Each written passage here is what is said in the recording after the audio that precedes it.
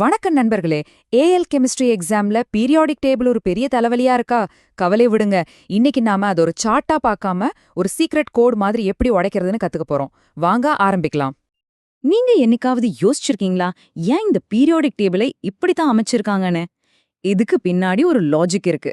அந்த லாஜிக்கை மட்டும் நீங்க புரிஞ்சுக்கிட்டீங்கன்னா எக்ஸாம்ல மார்க்ஸ் அள்ளலாம். சோ அந்த லாஜிக் என்னங்கிறதுக்கு தான் நாம இப்ப விடை தேட போறோம்.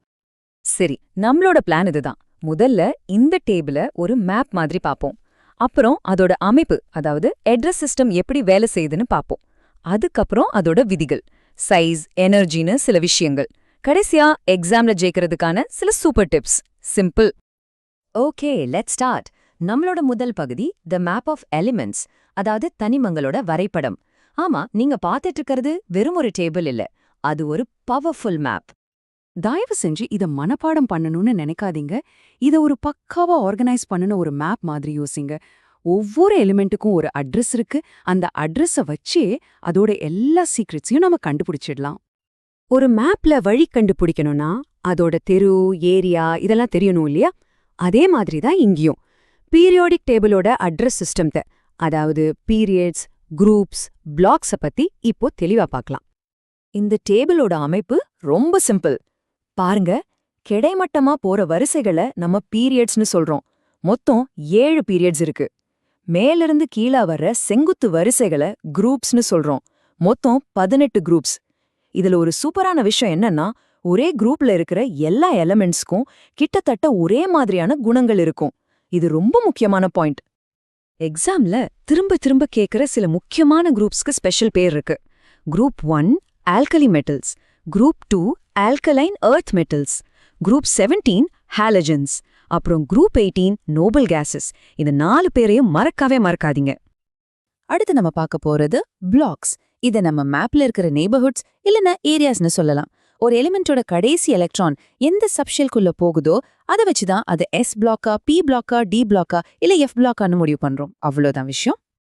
ஓகே, மேப்போட அமைப்பெல்லாம் பார்த்தாச்சு. இப்போ அந்தந்த நெய்பர்ஹுட்ல இருக்கிற ரூல்ஸை பார்க்கலாம்.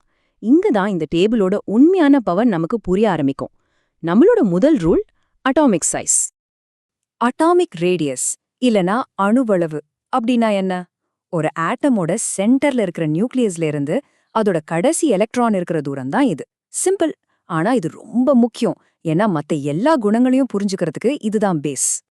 சரி, இப்போ ட்ரெண்ட பார்க்கலாம். ஒரு பீரியட்ல இடது பக்கம் இருந்து வலது பக்கம் போக போக அட்டாமிக் சைஸ் குறையும். ஏன்னா நியூக்ளியஸ்ல சார்ஜ் அதிகமாகி எலக்ட்ரான்ஸை நல்லா உள்ளே இழுக்கும். அதே ஒரு குரூப்ல மேலேந்து கீழே வர வர புதுசா ஷெல்ஸ் ஆட் ஆகுறதால சைஸ் பெருசாகும். ரொம்ப சிம்பிளான லாஜிக் தான். அட்டாமிக் சைஸ புரிஞ்சிருச்சுல்ல? சூப்பர். இத வச்சு எனர்ஜி, அட்ராக்ஷன் சம்பந்தப்பட்ட மத்த ரூல்ஸ புரிஞ்சுக்கிறது இப்போ ரொம்ப ஈஸி. அடுத்தது அயனைசேஷன் எனர்ஜி, அதாவது அயனாக்கல் சக்தி. ஒரு ஆட்டம்ல இருந்து ஒரு எலக்ட்ரானை வெளியே எடுக்கிறதுக்கு எவ்வளோ எனர்ஜி தேவைப்படுதுங்கிறது தான் இது. சிம்பிளா சொன்னா ஒரு எலக்ட்ரானை திருடுறது எவ்வளோ கஷ்டம்னு சொல்றது தான் இந்த அயனைசேஷன் எனர்ஜி. இதோட ட்ரெண்டும் அட்டாமிக் சைஸை வச்சே சொல்லிடலாம். பீரியட்ல இடமிருந்து வலம் போக போக சைஸ் குறையுதில்ல, அப்போ எலக்ட்ரான்ஸை எடுக்கிறது கஷ்டம். சோ அயனைசேஷன் எனர்ஜி அதிகமாகும். குரூப்ல கீழே வர வர சைஸ் பெருசாகுது, அப்போ எலக்ட்ரான்ஸை எடுக்கிறது ஈஸி. சோ அயனைசேஷன் எனர்ஜி குறையும். பாத்தீங்களா, எல்லாம் கனெக்டட் தான்.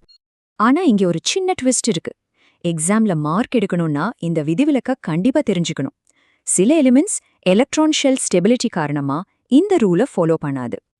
அந்த 2 முக்கியமான விதிவிலக்குகள் பெரிலியம், போரான், அப்புறம் நைட்ரஜன், ஆக்சிஜன். பெரிலியத்தோட 2s சப்ஷெல் ஃபுல்லா ஃபில் ஆயிருக்கும். நைட்ரஜனோட 2p சப்ஷெல் பாதி ஃபில் ஆயிருக்கும். இப்படி ஃபுல்லா இல்லனா பாதி ஃபில் ஆயிருந்தா அது ரொம்ப ஸ்டேபிளா இருக்கும். அந்த ஸ்டெபிலிட்டியை உடைச்சு எலக்ட்ரான் எடுக்க நிறைய எனர்ஜி தேவைப்படும். இது ஒரு ஷார்ட் எக்ஸாம் கொஸ்டின். நோட் பண்ணிக்கோங்க. நம்ம லிஸ்ட்ல அடுத்தது எலக்ட்ரான் நெகட்டிவிட்டி, அதாவது மின் அகர்மம். 2 ஆட்டம் சேர்ந்து ஒரு பாண்ட் உருவாக்கும்போது அதுல இருக்கிற எலக்ட்ரான்ஸை யார் அதிகமா தம் பக்கம் இழுப்பாங்கன்னு சொல்றதுதான் இது. ஒரு எலக்ட்ரான் கயிறிழுக்கும் போட்டி மாதிரி நினைச்சுக்கோங்க. இதோட ட்ரெண்ட் ரொம்ப சிம்பிள். அயானைசேஷன் எனர்ஜி மாதிரியே தான். பீரியட்ல இடமிருந்து வலம் போன அதிகமாகும், குரூப்ல மேலிருந்து கீழே வந்தா குறையும். இந்த போட்டியில ஜெயிக்கிறது யாருன்னா ஃப்ளூரின் தான். அதுதான் பீரியாடிக் டேபிள்லயே கிங். நோபல் கேசஸ் இந்த போட்டியிலேயே கலந்துக்காது, அதனால அதுக்கு வேல்யூவே கிடையாது. சூப்பர். இப்போ நீங்க அந்த சீக்ரெட் கோட கிட்டத்தட்ட கிராக் பண்ணிட்டீங்க. இந்த கடைசி பகுதி தான் எக்ஸாம்க்கான கீ. வாங்க எல்லாத்தையும் ஒன்னா சேர்த்து பார்க்கலாம். இந்த ஒரு டேபிள் போதும் எல்லா ட்ரெண்டையும் ஞாபகம் வச்சுக்கலாம். ஒரு விஷயத்த நல்லா கவனிங்க. ஒரு குரூப்ல கீழ போகும்போது அட்டாமிக் ரேடியஸ் மட்டும்தான் பெருசாகும், மத்த எல்லாமே அயோனைசேஷன் energy, electron Affinity, electron negativity எல்லாமே குறையும். ரிவிஷன் பண்ண இது ஒரு பக்கா டூல். இவ்வளவு நேரம் நம்ம பார்த்த எல்லா ட்ரெண்ட்ஸுக்கும் பின்னாடி இருக்கிறது இந்த ரெண்டு கோல்டன் ரூல்ஸ் தான். ஒன்னு நியூக்ளியர் சார்ஜ் அதிகமாகிறது, இன்னொன்னு புதுசா ஷெல் சேர்றது. இந்த 2 ரூல்ஸை மட்டும் நீங்க புரிஞ்சுக்கிட்டா நீங்களே எல்லா ட்ரெண்டையும் ஈஸியா எக்ஸ்பிளைன் பண்ணிடலாம். சரி, இப்போ ஒரு சின்ன டெஸ்ட்.